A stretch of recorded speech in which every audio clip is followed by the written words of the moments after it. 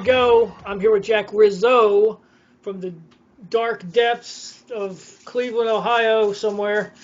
I am RJ Dufresne down here at North Carolina, and you're watching Red Pill History. Oh, he's got the black the Penguins jersey, Penguins shirt on. Yeah. How many fights do you get in down there? Not nearly enough. No. Well, Cleveland doesn't really have a hockey team, so it doesn't really matter. But they're kind of beat up by this point. So. But Red Pill History, this is the Your History Teacher Sucks podcast, because it's the American school system. They don't really care about you or your family. We just teach names and dates, right? That's all we need to know. We don't need to know why. We don't need to know how. We don't need to know the stories behind everything. We just need to know name, date, location. Put it on a paper, pass the test, and get going. That's right. Everybody just know the date, know the time, know the place, and they died, and here we are. So last week we did our 23rd president, which was Benjamin Harrison, which was a lot of fun. Yeah, it was a lot. It was honestly, if you're catching this show and this is the first one you've seen, back up and watch the one on Benjamin Harrison, because it was a great show. I love doing that. Yeah, and as you guys know, we're doing random. We're not doing the same. We're not doing it in order. Actually, today I cut some numbers out. So we're going to do it the old-fashioned way. We're going to stick our hand in here after the show and pick out a number instead of doing it on the computer, which I didn't really like. I didn't really like that we went straight to number 1, which is what we're doing today. Right. So who's number 1? Who's the first president? Number 1. Mr. Jack Rizzo. Number 1 in my heart is Calvin Coolidge.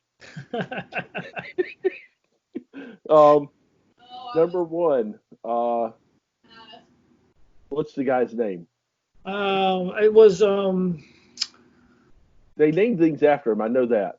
Yeah, it was Herbert Hoover or something, huh? No, well, maybe. Hold on. Let me check my handy dandy little fact book here. Barack Obama. No. That would be Monsieur George Washington. George Washington, the colonel, the general, the all-around good guy. Yeah, absolutely. So, How did you enjoy studying up on the on number 1 this week? I always enjoy anything on Washington. He's actually one of my favorite, not just American presidents, but he's one of my favorite figures from history. There's a lot of myth around him. There's a lot of truth about him that's fascinating. And he was the perfect man, seemingly, for the job that he was given in almost every instance. He wasn't perfect, but he was about as close as we could get. So right, and that's kind of why we're doing this little podcast is to take these presidents and to kind of we're going to talk good about Washington, but there are some things that are not constitutionally savvy that he did, and it's good to bring the good and the bad to every president. So I mean, let's be fair. There's no perfect president. There never will be. No. And they all deserve some criticism. Yep. And no exception to this man. And they all deserve some praise in a lot of ways too, because it is probably the best and the worst job you can possibly get as president. There's a reason why people go into the presidency looking fairly young and come out looking like they're about to die. Yeah. It is the toughest job probably in the world. Anybody who holds it, right or wrong, they've earned it, and you have to believe that they're doing the best job that they personally feel like they can at that time. And we're not going to pull any punches. If somebody's screwing something up, we're going to point it out. If somebody's doing great, even if we don't personally like them politically or whatever, we're going to tell you, hey, they did a great job with this. Sometimes it's tougher than others, but we're always going to be up front with you guys, and we're never going to sugarcoat anything. Right, because all that really matters is these days it's kind of more of a popularity contest. or it's just your party and that's it. There are like I said, there are some good and some bad into all the presidents, but I kind of lost my train of thought I there. know. And But yeah, it's everybody, you can point out good things in everybody. You can point out bad things in everybody. And our job is to actually educate folks. Our task, what we want to do is we want to do the job that your history teacher in school either didn't want to do, couldn't do, dropped the ball on, whatever. We're teaching you the actual history of everybody and everything that we can come across. We're just right, starting off with the presidents. right, and we're not doing them in any order. We're doing them in random order. And you think of George Washington right away, founding father, the first president, the guy that held everything together in a lot of ways. It ain't Yeah, just the presidency, but it was before the presidency. It was during the war. It was during the convention after the Articles of Confederation blew apart. yep, The writing of the Constitution. He was that figure. Not only was the most popular American, he was the yes, most popular American in the world. yes, Okay, and absolutely. the biggest compliment that I found, well, I actually kind of knew this, but was when George Washington was going to relieve his commission after the war and retire. King George III actually said, if he does that, he'll be the most beloved man in the world. Oh yeah, Because he you don't give up power. Like no, that's another great thing about Washington is he set the precedence of, yes, I have this power, but my duty is done, and now it's time for somebody else. And yes, that's very rare in history. You can find maybe Cincinnatus kind of did that. If yeah, you want to go way back in the war, he kind of just he won it. He had all the power, and he says, "I'm gonna go on my farm. That's what I want to do." It's very rare. yeah. Very rare No, for someone to do that. it's literally unheard of. For he could have become king, he could have become an emperor, and nobody would have batted an eyelash at the They time. wouldn't have. They wouldn't have. So, And we probably, if he did do that, we probably wouldn't have 45 presidents. We probably no, might have like 20, 28 maybe, something because like that. yeah, because he would have set like, okay, you're the president and you're always going to be there till you die Yep, or absolutely. until you get killed. Till somebody knifes you in the back. Right. So, And why don't why don't you go ahead and go through the stuff that everybody's taught in school, the okay. boring, um, the minutia of things, the dates and things like that. Right. Now, so this is the stuff that you need if you're in school that you can just write down in your little. Well, I don't even know. They have paper these days in school. It's probably on the computer. You turn it in. You don't even go to school anymore. But We don't, at least around here. but yeah, it's the stuff you can put down, and your teacher's going to give you A because he doesn't care, or maybe he doesn't know any better. Who Right, knows? right. But They're. By the way, most teachers, it's not their fault. They're taught to regurgitate information, fill your brain with it, and get you to pass the test. So yes, and then once we're the test is over, you forget about it and move on. right. We're not slamming teachers. Well, we are kind of. I mean, Yeah. my history teachers for the most part sucked. So, I mean, to be honest with you, I can go back in time and probably think of two good teachers yeah. in So, my whole life. They're but glorified babysitters. exactly. And remember, they're government employees. So, when's the last time you ran into a really good government employee? My dad was one, but even he slams himself. Exactly. Exactly. Your dad was a hardworking man. He worked 2 days out of the week every week. So, Yeah, he did, whether he wanted to or not. exactly. So, But we can go here's back in history. I had to look up a few things, and I was curious on which generation Washington was the first to come to America. mhm. I can find ancestry that goes back to the 1400s. There's not much about those people, but really what matters is George Washington's great grandfather, who was the first Washington to come to America. He was a part owner of a merchant ship that hauled tobacco back and forth from the colonies. He ended up in Virginia for the first time, and he stayed. He never came back. He really liked it there, and then he meets a girl, they get married, have 1,000 kids. What you do back then. Yep. And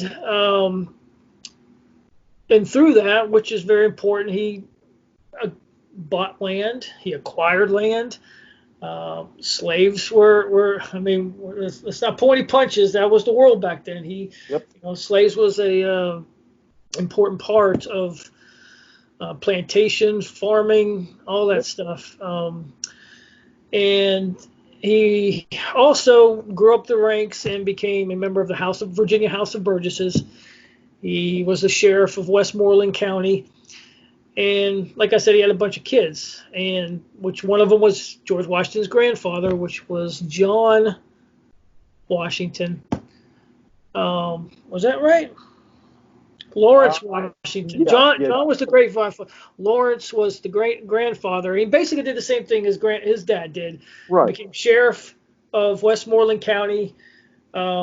Whatever sheriffs did back then, I don't even know. Yeah, they kind of did everything. The sheriff was the local high authority. The only person that was over the sheriff was the governor, and of course the sheriff wasn't appointed by the governor. The sheriff was elected, so they were almost on the same level playing field. But the sheriff was a lot more local.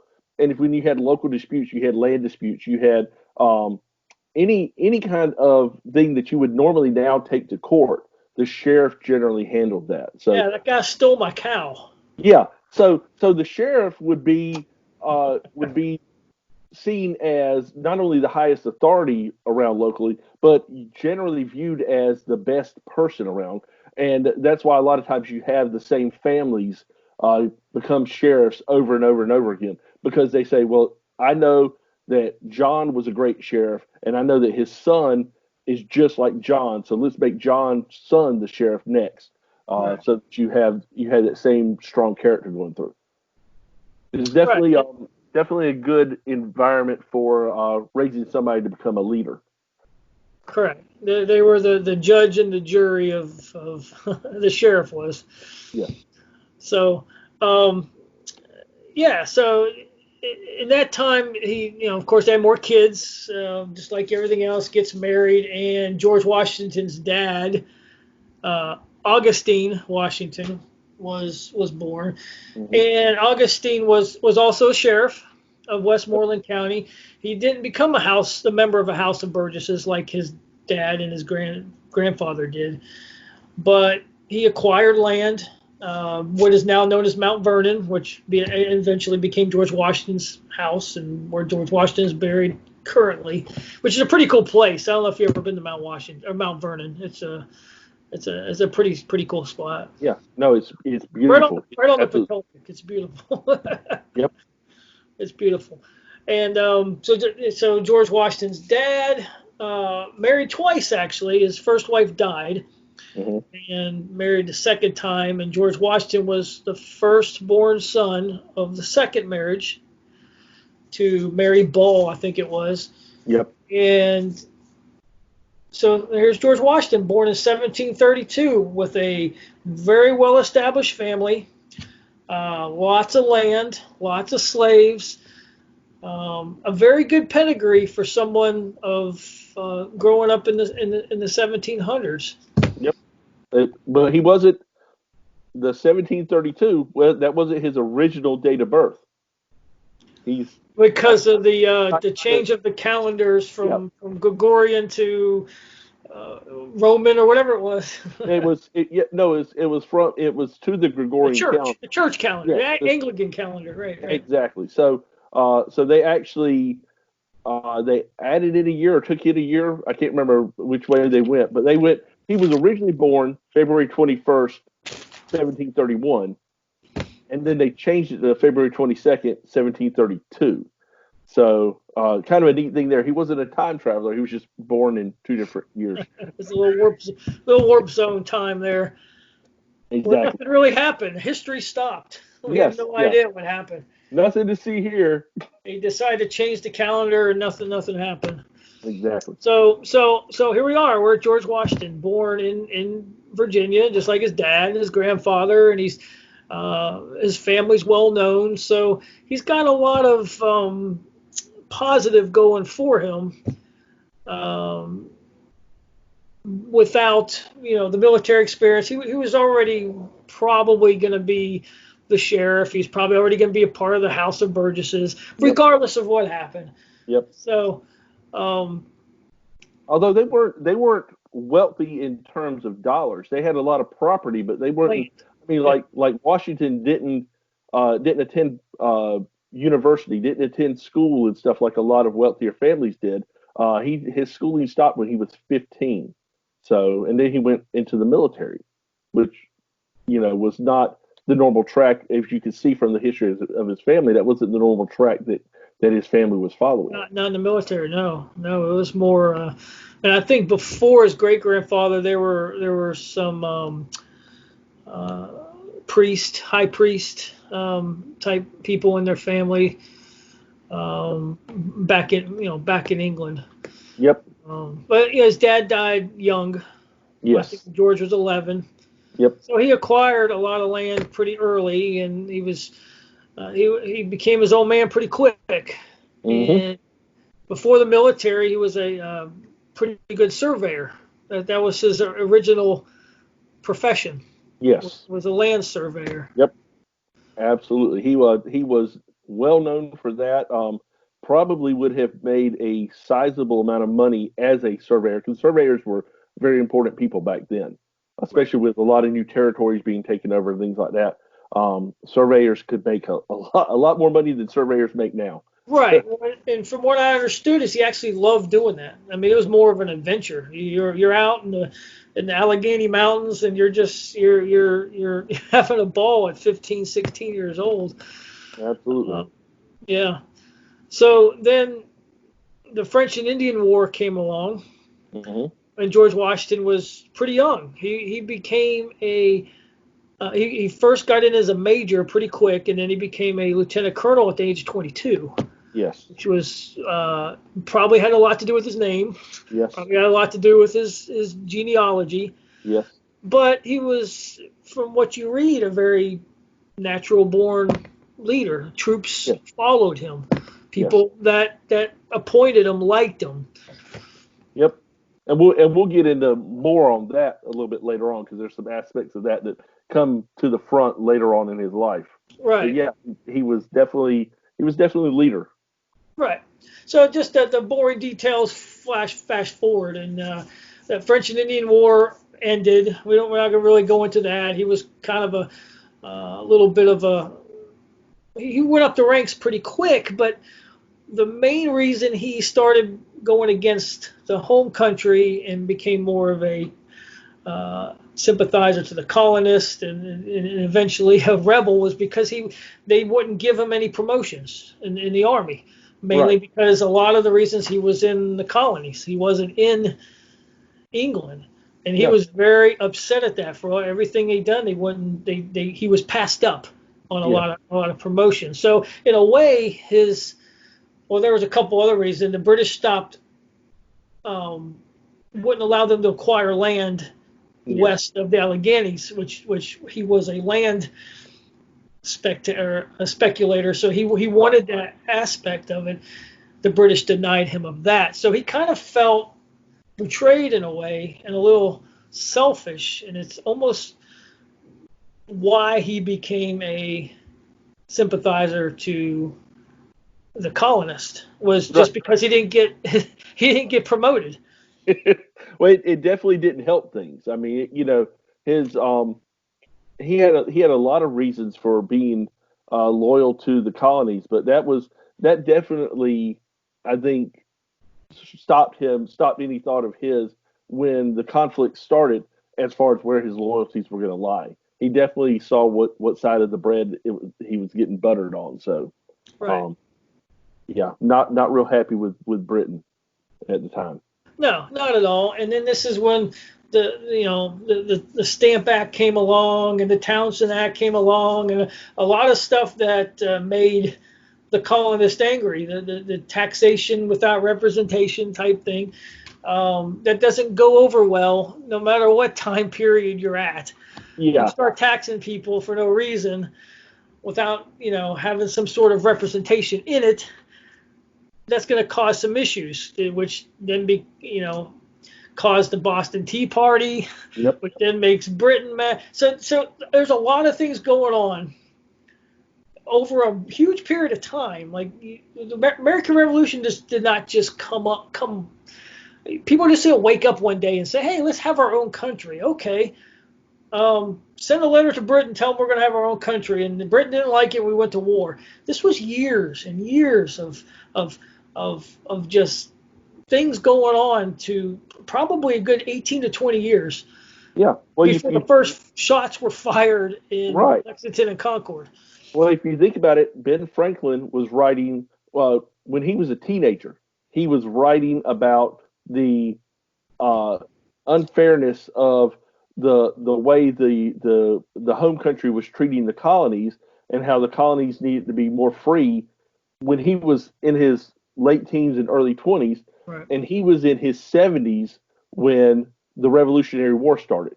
Yeah. He was an old man when finally the things that he'd been writing about started coming to fruition. So, you got a long period of time there where things were building up, and Washington was right in the thick of a lot of that. Washington was right in the middle of it, and so here we go. We're in Philadelphia, and we're putting the best minds together from all the 13 colonies, and Washington just happens to be one of them, obviously.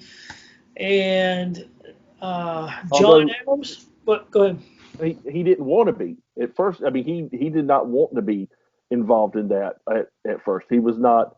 He was invited, and he declined at first, but then he pretty quickly realized that if he didn't show up, that a lot of things that he wanted weren't going to happen. And of course, whenever he did show up, he was basically put in charge of a lot of things. Well, John Adams, selected him to be the general of the army before they even decided to declare independence or to have an army. Yes. And Washington accepted, and that was the moment he became general of the colony forces. And so here we go. Washington is out of the politics of it, and he's into war. He's the general. He's the one that people are going to follow to fight the biggest army in the world at the time, which was the British. Yeah. Who they had no business beating, by the way. No. I mean, George Washington spent half his time telling his troops to please stay. Yeah, exactly. I mean, they couldn't feed the troops. They couldn't properly clothe the troops. Couldn't pay them. Couldn't pay them at all. And Washington, like you said, at least half his time was spent just trying to keep everything together, right? Much less fight effectively. He just, again, it was one of those things. He was never the greatest military mind. He was never the greatest strategist or anything like that. But what he was he's probably the greatest leader that has ever come out of this country, right. As far as being able to coalesce people into a single thought and a single goal. So, right, he lost more battles than he won. Yes, but once the troops' commission was over at the end of the year, he spent every moment he could to convince them that the cause was worth it, and to the point where he even slept in the tents during the winter time just to show that, hey, I'm with you on this. I'm struggling with, like when most generals will have the house or somewhere on the hill. Yeah. He would be in he might have shoes. Some of them didn't, but he was a natural born leader, being tall, one of the tallest people at the time. I think 6'2", 6'2.5", which was pretty tall back then. So he commanded his presence, commanded leadership, commanded attention, no matter where he went. Yep. So the average person back then was 5'7", and he's almost what's that? 7 inches taller than everybody else around him. Yeah, so it's like a 6'7" guy now. Yeah, 6'6", exactly. 6'7" guy, and you see someone like that walk in a room is like, oh, look at this dude. Yeah. Hey, Whatever he says do, I'm going to do because he's very yes, tall. yes. So here we go. The end of the war. The Americans have won. We declared we got independence, all that good stuff. And George Washington says, "I retire. That's it. I'm Yep. going home. I'm going to my farm. This is what I want to do." He's always wanted to do this. He just wanted to be kind of like John Adams. He just wanted. Well, that's another subject. But yeah, he just wanted to be a farmer, a plantation. He just wanted to live at home with his wife. George Washington had no kids, by the way. He had some. No. He adopted some kids from Martha's previous marriage. Yes. She was a widow, by the way, Yep. and Yeah. but They never said any kids. no. He had tuberculosis when he was younger, and a lot of people that had tuberculosis were sterile. So the theory is that he was sterile. So no kids for him. Shooting blanks, Yeah, apparently. yeah, shooting blanks. So like I said, he retires, and as King George III says, if he retires his commission after winning this war, he's going to be the most popular guy in the world because he gives up power. He gives up all that power to just go farm, Yeah. and King George III was right. Yep. He gave it up, and George Washington was respected even more for it. Yeah. So comes a time where the Articles of Confederation come in, a new form of government. The Articles is not really working as well as they thought it should. A lot had to do with Shays' Rebellion. Go look that one up. It's really not. It's an interesting story, but Hmm. it really, at that point, made the government realize that they needed a strong executive Yes. in the government. Yes. Okay. Now we wanted limited government. We didn't want a king. It's not a monarch. So they decided to scrap the Articles of Confederation and come up with a new constitution. Right. Which then George Washington came out of retirement just to have his presence known Yep. in the room, just so the people in America could be relaxed knowing that George Washington was part of this. Yes. That's how Yes. much he was respected by everybody. Yeah. It would be akin to if you tried to do something politically now, and you said, "Well, hey, we're going to have Gary Sinise, the actor, here in these proceedings because he's really respected throughout all of America, and he does a lot of stuff for veterans. So we know if we have him there, everything's going to be all right." Right. I would just, if I go back in time, I would love to be not. I would say the first thing I would love to do is be a fly on the wall during the whole debate of declaring independence Yes. during 1776. Yes. The other part I would be is I would love to be at this constitutional convention and just to see these minds at work on how the government should run, Yeah. how the executive should be placed, how much power should they have. Um, it's just, I think it'd be just amazing just to listen to that. Well, the debates that went on between Adams and Jefferson and Hamilton, if nothing else, those three gentlemen, because Washington was involved, but he wasn't really vocal. He was just, like you said, his presence was just there. Kind of like Now, Franklin. right now, he was the president of the Constitutional Convention. He was in charge of the whole thing, but he didn't really do a whole lot of speaking. He was never really a great orator or a great, somebody who got up and actually did a whole lot of speechifying. But the debates that went on there had to be just incredible. And fortunately, we had people who took notes. I can't remember if it was Madison or Hamilton that took a lot of notes on what was said. So we actually have a pretty good record. Madison did. Yeah. Madison. Yeah. So fortunately, we have that to look back on. But to be there physically to see that would have to have been incredible. Right. And a lot of it had to do with having an executive.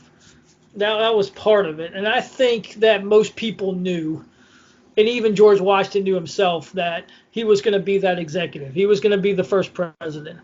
Yeah. Um, and he was voted unanimously, by the way, twice. Yeah, the only person who's ever been voted unanimously by the Electoral College, and Right. he did it twice. So Right. yeah, He did it twice, and it was all purposeful because even Ben Franklin said the first president, the first leader must be a good one, yes, meaning that there has to be some precedent set, like we talked about before, for future presidents to abide by, or to look back and says, well, what did Washington do in this instance? And part of that was resigning for after 2 terms. He could yeah, have been president as long as he wanted to. Now he didn't. He died soon after he left office, but right, he could have went on as long as he wanted to. yeah. And He could have declared himself president for life. You yes, know?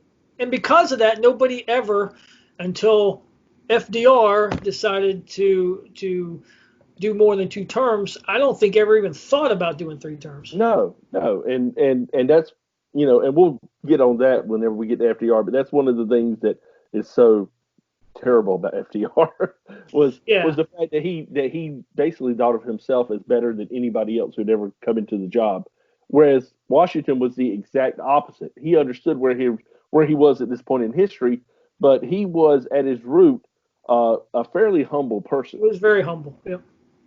So He didn't even think he was worthy of the command of general no, no, at the time, and knowing that probably nobody else could have done it. hmm No, nobody else exactly, could have done it. Um, exactly, so yeah, so he's elected president, yep, unanimous like that, and so we're talking about presidents. We're talking about the presidency. We're talking about the good and the bad of the man. And I know we went a little bit in depth in George Washington's past more than we did probably most presidents. Maybe we'll dive in a little bit, but it's very important in my mind to do that for George because he was the first. He was the precedent. He's the one that yep, everybody else followed. Why did he do what he did? Why was this? I mean, to me, I think this man was placed on this earth just to do exactly what he did. yeah. He was For a more reason than he was any other here. person. Yeah, more than any other person who ever took up the office of the presidency, he had to rely completely on himself and his own moral compass in order to shape the office. And if he had a immoral bone in his body, it would have affected everything going down the line. And fortunately for us, he was the exact perfect person, like you said, probably put on this earth for that exact purpose. Right. Anybody else would, and not that Adams or Jefferson were bad people, and they were the people who immediately followed Washington. But I don't think either one of them would have done nearly as good a job as the first president as George did. Right. And even he knew the presidency was. He didn't want to be there No. any more than there's a lot of presidents that did not want to be. There are some that did, but George Washington said that going into his presidency, his first term, that he feels like he's walking into his grave. Yep.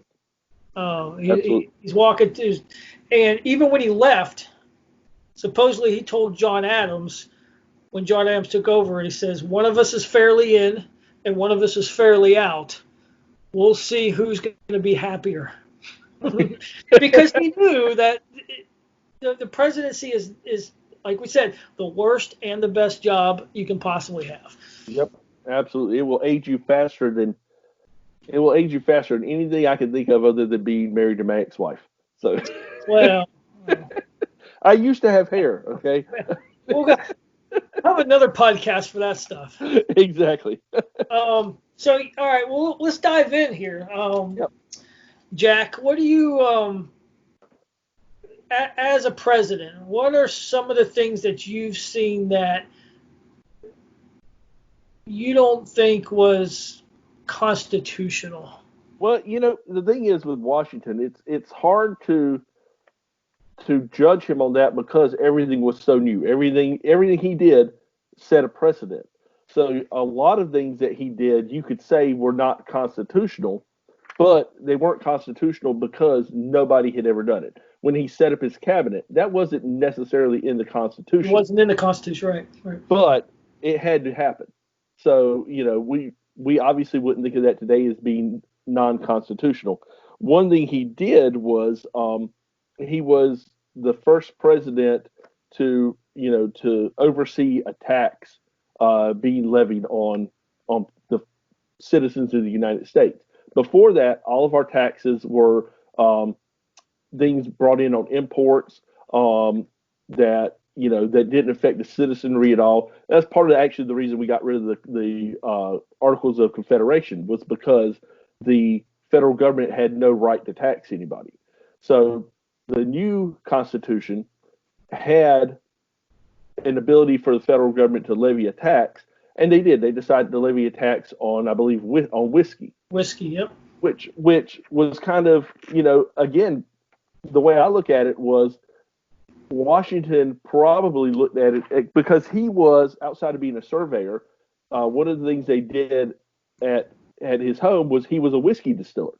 A lot of people don't know that, and they still do whiskey distilling at Valley Forge. Mount Vernon. I'm sorry, Mount Vernon. Yes, they might at Valley Forge too. They could. But and actually, I've heard I'm going to get a bottle of it. I've heard it's actually very good whiskey. Yeah, so, I'm sure it is. But the problem was, and we talked earlier about Washington being a proponent of a lot of the ideas for the revolution, and one of them being no taxation without representation. Well, the people who lived in the territories out in the western frontiers, the wild west of western Pennsylvania. Yeah. Ain't Pittsburgh. Yeah. So but they were being taxed. First off, the small whiskey distillers were being taxed at a higher rate. They had two ways of doing it. They either had, you could pay a bulk fee or you could pay a by gallon.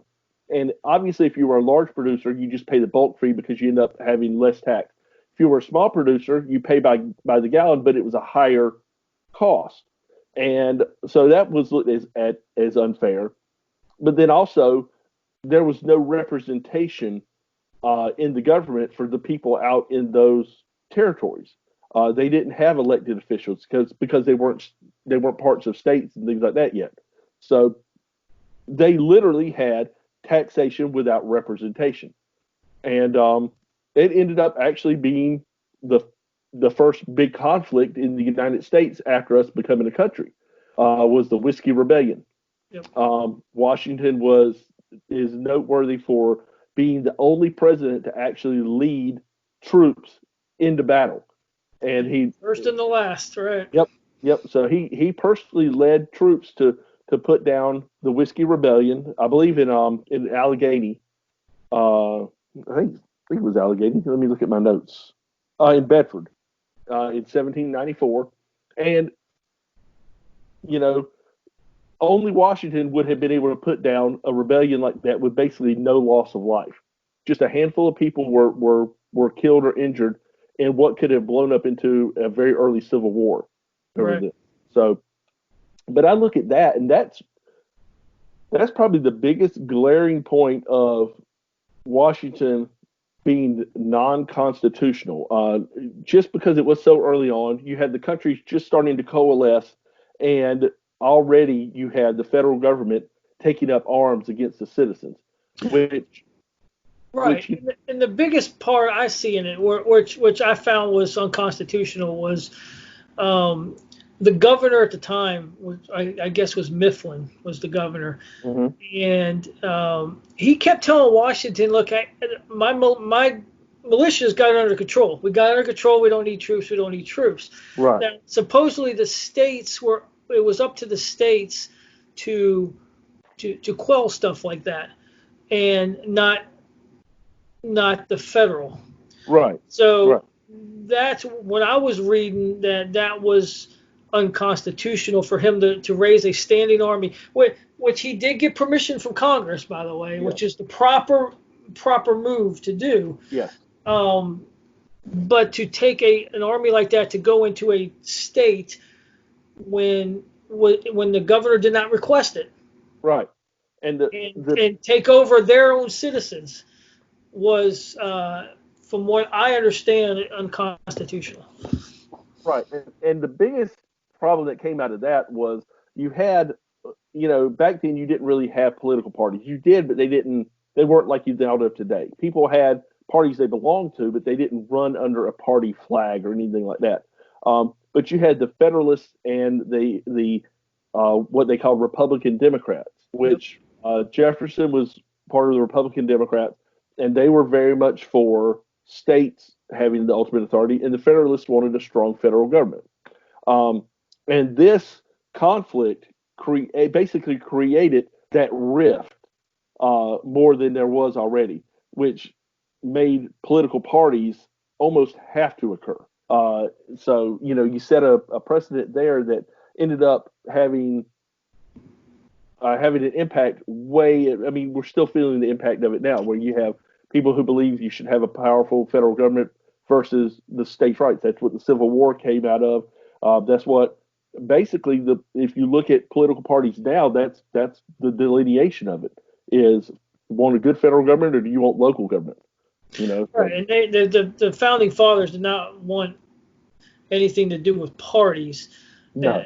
And I think it might not be the main reason, but I think they understood that if there was a party or two parties or whatever, that you can just cling on to one party and just vote that way without understanding. It made everything lazy.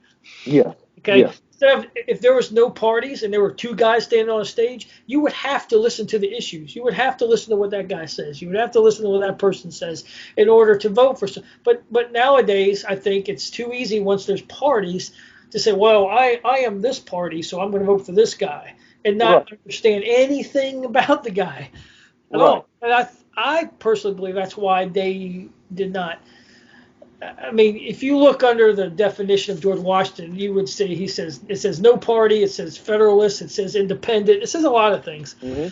But I think that's a main reason why they really didn't want parties, was to divide people and to make it lazy for voters. Well, I mean, if you think about the Constitution, the document that is the foundation of of the entire federal government, is 14 pages long. I don't think they could envision a bill that would go through Congress that was 50,000 pages. Like today. Yeah, which is common these days. Yeah. First off, who would have time to read that? And then second, even after you've done reading it, who would really understand it?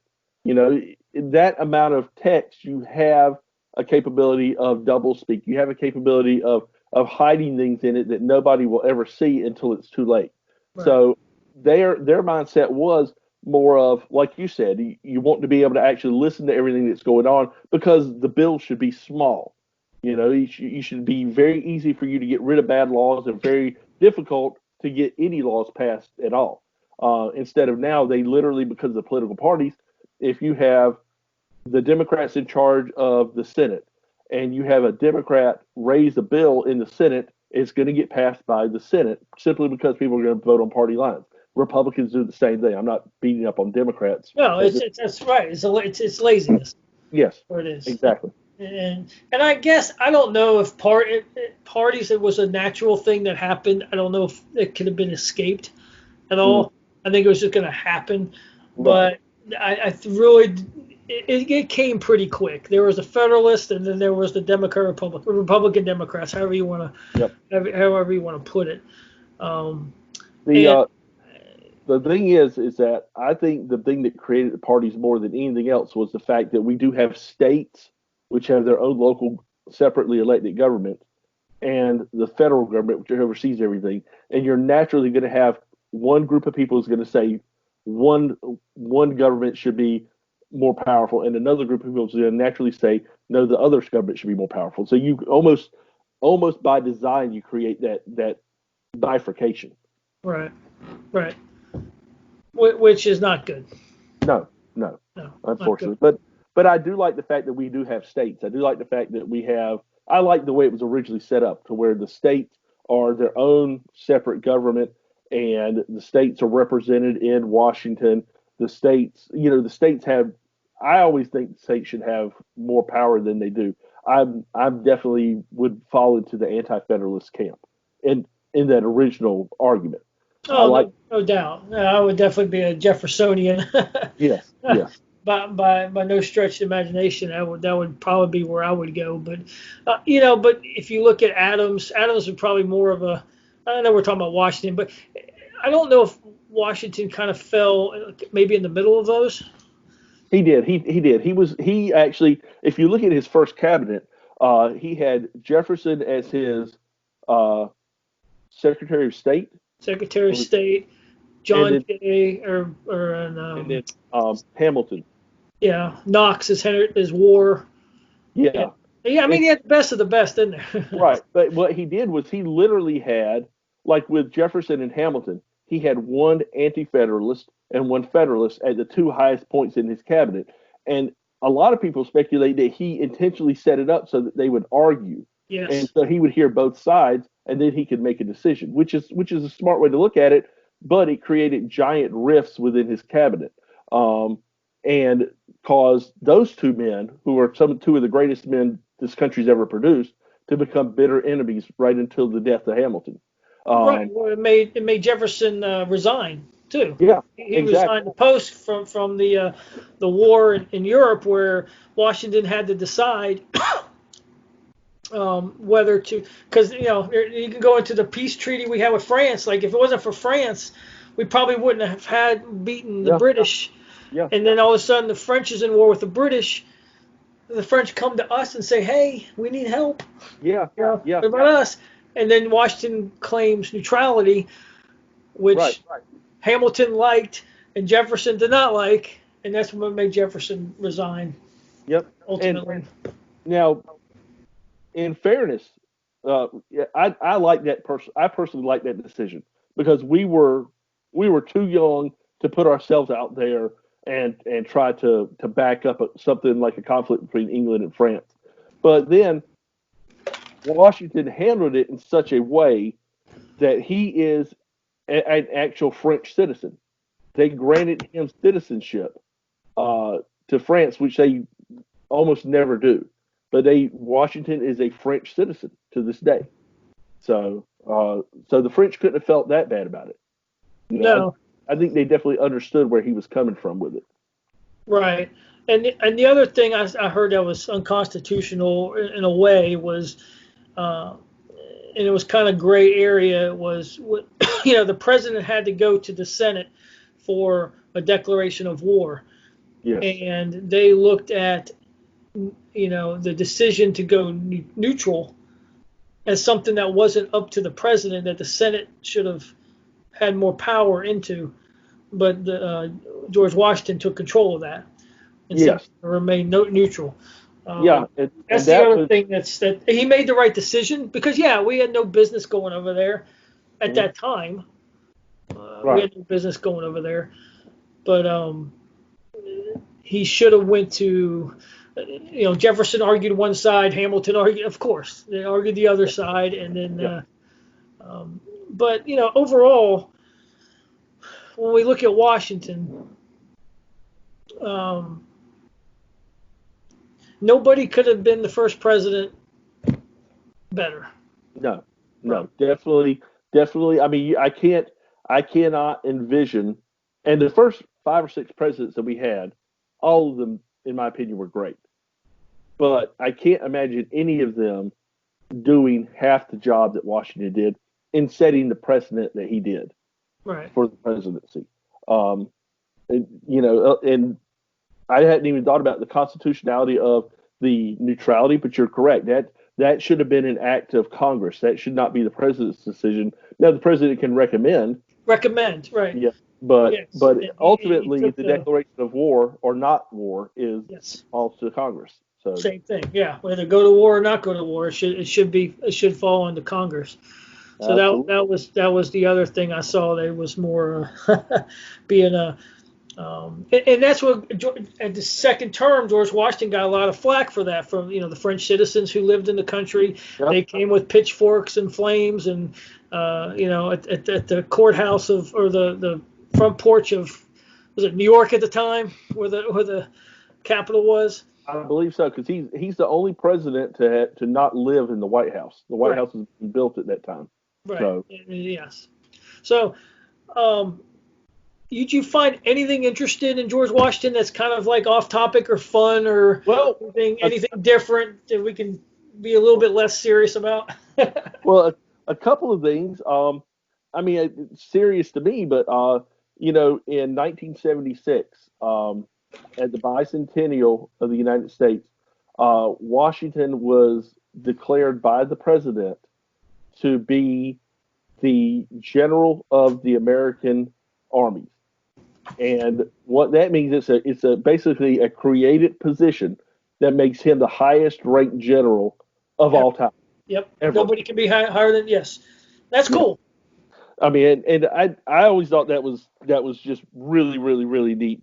When you talked about the Constitutional Convention, he was the first person to sign the Constitution, which I love that, because he basically is saying, okay, this has my stamp of approval, which helped get the Constitution ratified through the states. Not a lot of people realize the Constitution wasn't immediately ratified. It took several years Oh yeah, before the it took a long Constitution time. Long time. was right. So, he was, a lot of people talk about the president that's in office right now, how wealthy he is. If you look at Washington's money and property, he was it was either the third or the fourth wealthiest president of all time when he took office. He was worth $535 million in today's money, Right. just based on property. So a lot of things that people knock other people for, Washington had that, but because his moral character was at such a high level, and because he held the office to such high esteem, he people don't even think about that. They don't think about the fact that this guy is one of the wealthiest people in the nation. And Right. But he wasn't cash wealthy though. no. So In what fact, the kind of cool fact I found out is he had to borrow money to go to his first inauguration. yes, absolutely. And then when he retired from presidency, he had to borrow money to take himself and all his belongings and everything else back to Mount Vernon. But he was constantly trying to sell land. I mean, he had so much land. He was just, Yeah, but he wasn't really cash fluid. no. He was land fluid. He was, I think, the number one grower of hemp in the country at the I, time, I believe so. I and believe a so. whiskey distillery. Yep. So it's kind of wild how you didn't have any cash on him, but No, no, yeah, but I mean, all your money's tied up in land. Hey, I've got, I can pay you in. I got a couple of acres in the back 40. I can give you, and right, I can right, help you out right now.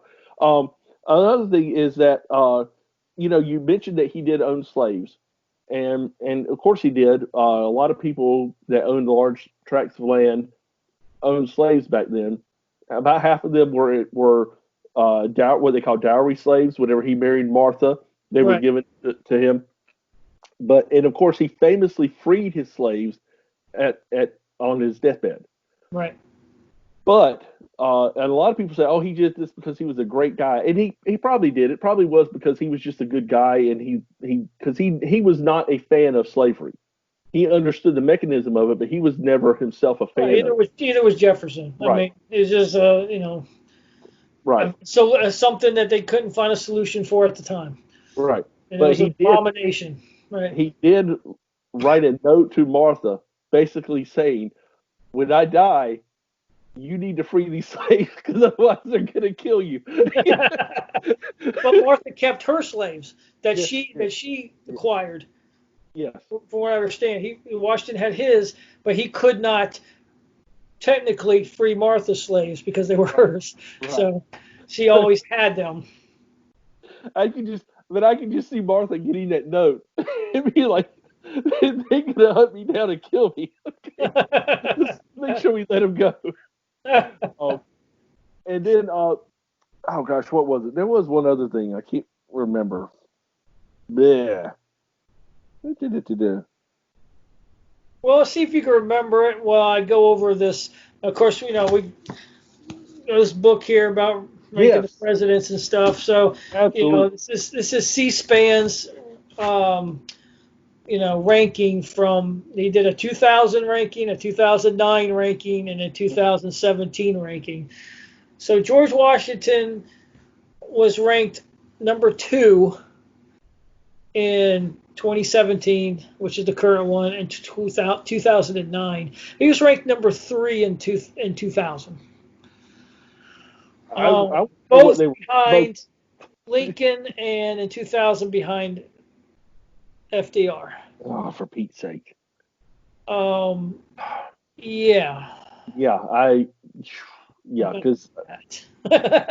oh So I mean, not to we're like I said at the end, we're gonna do like a big ranking show where we're gonna put everybody. So just off the top of your head, George Washington as president, obviously he's gonna be near the top. But what yeah, what what do you think in your head? I he's number one in my book. He's number one simply because of his strength of character. He did again. He had the kind of power because it was so early in the formation of the country. Anything he did could be viewed as constitutional or non-constitutional, and because of that, he could do anything he wanted to, and he chose to do very little that would seem to be overstepping his powers of office. Right. Um, I I personally rank him as number one. I know that's cliche, but I racked my brain trying to come up with somebody better than him, and I can't see. I mean, like I said, I'm a big fan of Coolidge. I'm a big fan of a lot of the small government presidents, but I don't see any of them better than Washington personally. Right. And like we said at the time, he was probably put here just for exactly what he did, and probably nobody else at the time. There were some great minds, all collective, all at Yeah, once at that time, but yeah, it said the first term he spent half the time just trying to feel his way around. Like, okay, he knew that he was going to set the precedent for many presidents after him, so he was very cautious in what he did, yep, as far as that goes. Because once you do it, and it's in history books, people can look back at it and say, well, Washington did it, so I got the. And that's where we are right now. Like every president can abuse power because some president before him did it, yeah, yeah. and No, and, and exactly. it doesn't make it right, and No, no. it makes it So harder, the so longer you go. where would you put him? I'm probably right there with you. I mean, I don't. It's just the fact that you know, he set the tone and Yeah, he did it right. yeah. There's a couple things in there that I didn't like. The Whiskey Rebellion being one of them. Not going to Congress for the war in France was another. Hmm. Um, but the fact that he's always been humble. The fact that there's a special place in my heart for presidents that really don't want to be president. Yes, yes, Okay, and that tells you that they don't want the power, but Washington always looked at it as his duty. yes. He knew he was there for a reason. He knew Exactly. that he had to do it, even though all he wanted to do was go home. All he wanted Yeah, to do was go home yeah, yeah. into his And place and grow whiskey and hemp or whatever else he wanted to do. Ride he's also known as probably the best horseman in the country. oh yeah, yeah. As far as riding horses, he was very trained at that. I did remember what it was I was going to talk about was Okay. and it's kind of sad because you mentioned all he wanted to do when he left the presidency was go home and retire, and he actually was the only person to be commander in chief after he was president. When Adams was president, Adams actually asked George Washington, "Will you please be the commander in chief?" So he was no longer president, but he was still commander in chief, which kind of upset him because he wanted to have more of a say in what was going on militarily, but they wanted him just as a figurehead. Right. So it kind of upset him that he's like, okay, guys, I'm commander in chief. Let me know what's going on, and nobody would tell him anything. Right. But it was probably at that point. Yeah, it's probably at that point where he knew he was never going. It was never going to retire. Right. He is until everybody figured it out, or he couldn't. He was incapacitated. He was going to be the figurehead. He knew that. Whether he probably, it doesn't seem like he liked it too much, but he knew it was his duty to do so. Yeah, so he was the commander in chief while Adams was president, and that statement alone should tell you the kind of person that he was. That the person that holds the power in the country says, nope, this person's better at what I'm supposed to be doing than I am. Let this person take that power. Right. So. Yeah. I would probably, once everything's said and done, probably put him right at the top. Like I'm right with you. There's a lot of good presidents, and but I don't think anybody could have been number one. No, I don't. And I love Jefferson. But is he the figurehead? He was very controversial. He's a lot of people didn't like him, but everybody loved George. Everybody loved Washington. Everybody, but even his enemies loved him. Yeah, I mean, King George III gives him a rounding applause for giving up his power. Yeah, I mean. So that was George. Yep. We're gonna go dive into the bag here. We have paper ballots. Paper ballots. No hanging chads. For those young people that that don't understand what that is, go look it up. Can't tell you everything. Okay, no. Can't tell you everything. Go look some shit up. All right, so I'm nervous. Like this is like my most nervous part of this whole thing. Awesome. Is what I can see you're nervous. I can see you're just all right. See, look, I'm going in here, not looking. I'm gonna pick out a number. Oh God, I'm so nervous. All right. Come on, 34.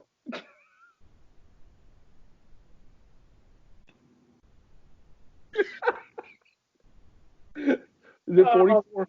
Is it 44? Well, no. Huh. You know the two numbers that look alike? Yeah. Which are what? 6 and 9. 6 and 9. So you put the line underneath. But thank God I know my numbers. Okay. And I know this is a 6. Okay.